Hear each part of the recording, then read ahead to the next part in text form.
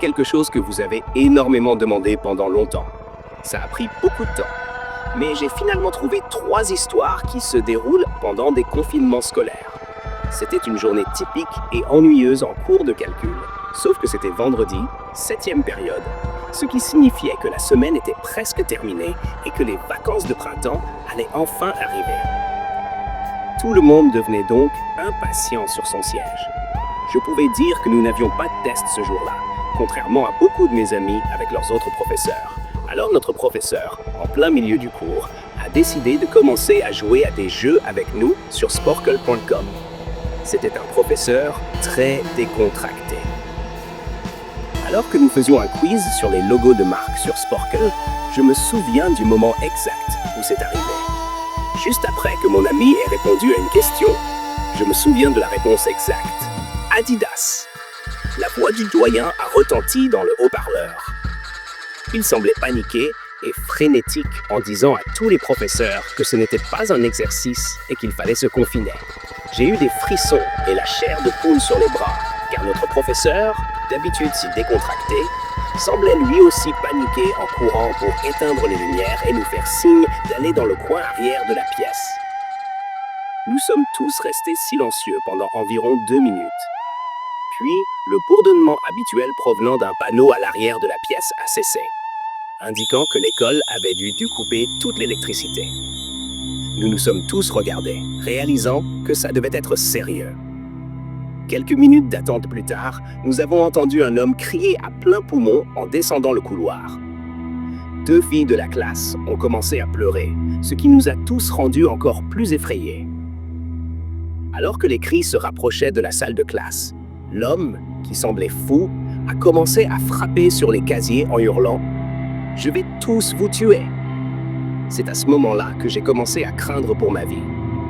Mon professeur nous a fait taire pendant que nous nous regardions pour voir les réactions de nos camarades. Les coups sont ensuite passés des casiers à la porte de notre salle de classe, et c'est là qu'une des filles qui pleurait a crié « Non !» Les coups sur la porte n'ont fait qu'empirer, alors que l'homme se mettait à crier « Ouvrez !» 2 des filles de la classe pleuraient à voix haute maintenant. On avait l'impression que l'homme martelait la porte depuis une éternité. Mais finalement, il a continué à descendre le couloir en criant comme un fou jusqu'à ce que nous ne puissions plus l'entendre. Je dirais 10 minutes plus tard, bien que cela ait semblé une demi-heure compte tenu de la situation, le doyen est revenu sur le haut-parleur pour expliquer la situation, ce qui était surprenant de sa part. Il a expliqué qu'une personne apparemment instable mentalement était entrée dans le bâtiment et avait agressé la femme assise à l'accueil, la forçant à fuir le bâtiment en hurlant, et le personnel ne savait pas si l'homme était armé ou non. C'était avant que l'école n'ait des caméras ou ne puisse se permettre une sécurité adéquate. Donc, l'école était grande salle de classe et ne l'avait pas trouvé. Le doyen a donc demandé au professeur de reprendre l'enseignement, mais de garder toutes les portes verrouillées et de ne laisser aucun élève sortir pour quelque raison que ce soit. Le plus troublant, cependant, c'est qu'un des concierges travaillant de nuit a trouvé l'homme endormi dans l'un des placards de rangement près de l'arrière de l'école. Et, selon les rumeurs répandues par mes camarades, un .44 Magnum dépassait de sa poche. Le concierge a dû faire quelque chose de stupide pour le réveiller. Par exemple, laisser la porte du placard ouverte, car au moment où un policier a pu arriver sur les lieux, l'homme était parti. Ma classe entière, à ma connaissance, n'a toujours aucune idée si cet homme a été retrouvé. Mais j'aime penser qu'en ce moment, il reçoit l'aide appropriée dont il a besoin.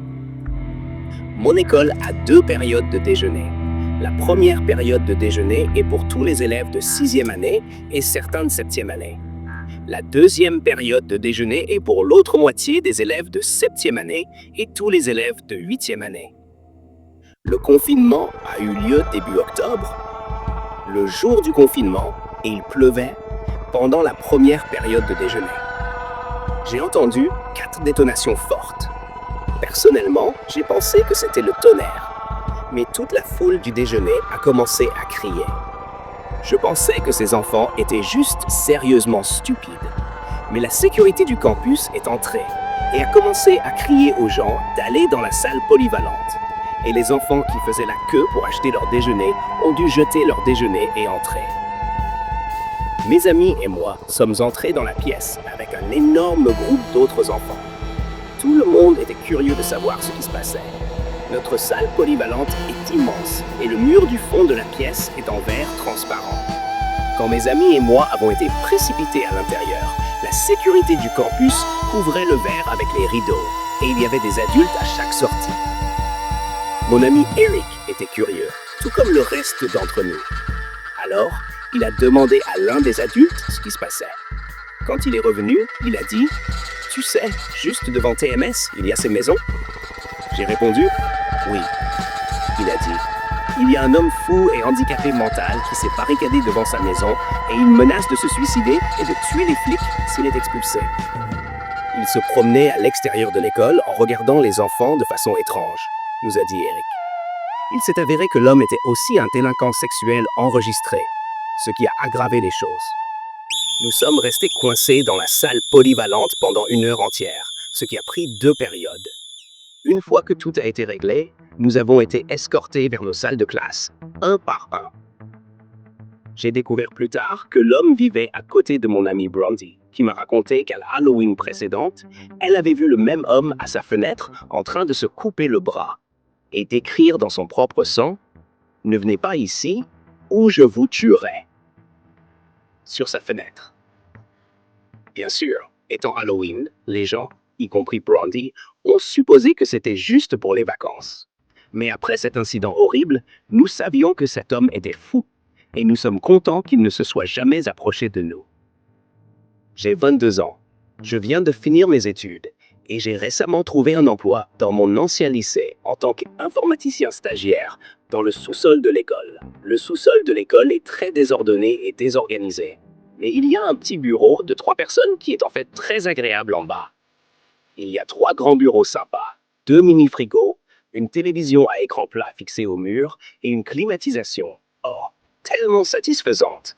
Un luxe que les élèves et les professeurs ne peuvent pas apprécier dans l'école. Et bien sûr, tous les serveurs de l'école et d'autres trucs informatiques. J'ai obtenu ce poste parce que 3 de mes anciens professeurs d'informatique m'adoraient carrément. Je pouvais même les considérer comme de vrais amis, pas seulement des figures d'enseignants. Alors ils m'ont tous énormément aidé à décrocher ce poste. Tout s'est bien passé, jusqu'à ce que quelque chose se produise il y a quelques semaines. Mes 2 collègues qui partageaient le bureau avec moi, Dave et Gary, n'étaient pas au bureau à ce moment-là. Ils étaient à l'étage en train de travailler sur des papiers ou autre chose.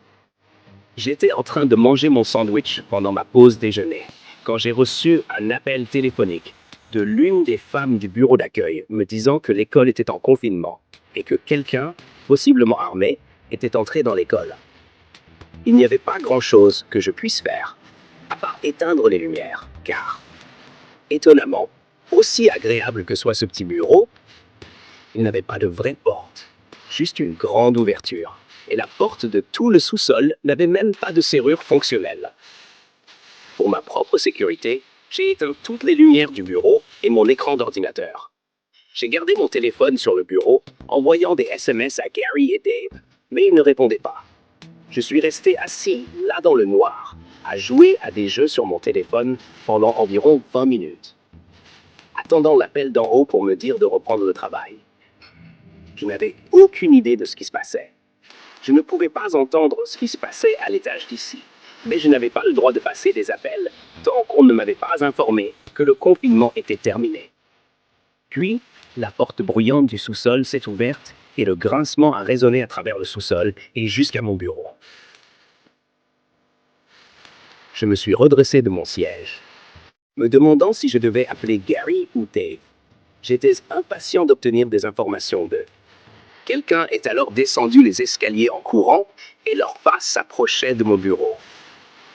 J'ai repoussé ma chaise et j'ai rampé sous mon bureau. Quelqu'un est entré dans le bureau, mais n'a pas allumé les lumières. Il n'y avait que le silence. Je ne peux même pas décrire la peur que je ressentais. J'avais l'impression que si je faisais le moindre bruit soudain, je serais un homme mort. Soudain, Mon téléphone a sonné car j'ai reçu un message texte. J'ai senti mon monde entier se ratatiner et mourir à ce moment précis alors que je serrais les dents de peur.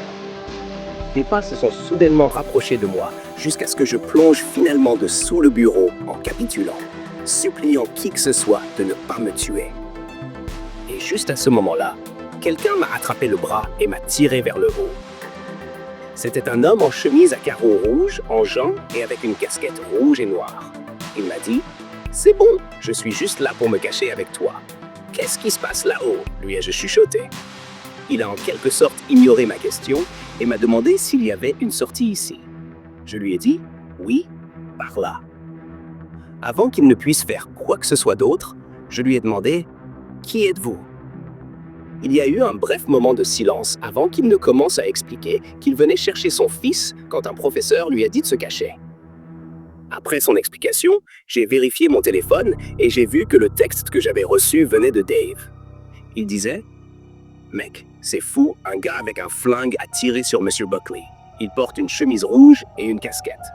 Quoi que tu fasses, ne monte pas à l'étage. » J'étais sur le point de relire ce texte à voix haute à l'homme jusqu'à ce que je réalise. J'ai levé les yeux et j'ai senti mon estomac se tordre. L'homme a semblé comprendre mon regard suspect. En panique, la seule chose à laquelle j'ai pu penser était de courir vers l'étage. Un coup de feu a résonné dans le sous-sol et j'ai pu entendre la balle ricocher sur quelque chose de métallique dans l'obscurité. Mais Dieu merci. La balle m'a manqué et je suis monté à l'étage. Heureusement, la police attendait à toutes les sorties, y compris la sortie du sous-sol, et a attrapé l'homme dès qu'il a ouvert la porte. Autre bonne nouvelle.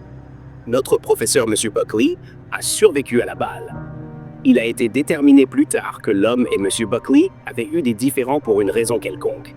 Mais cela n'a jamais été révélé. Tout ce que nous savons, c'est que M. Buckley n'aurait rien pu faire qui aurait justifié ce genre de réaction. Et je sais que le son de ce coup de feu résonnera à jamais dans mon esprit. Souhaitez-vous que je vous aide à en faire autre chose maintenant?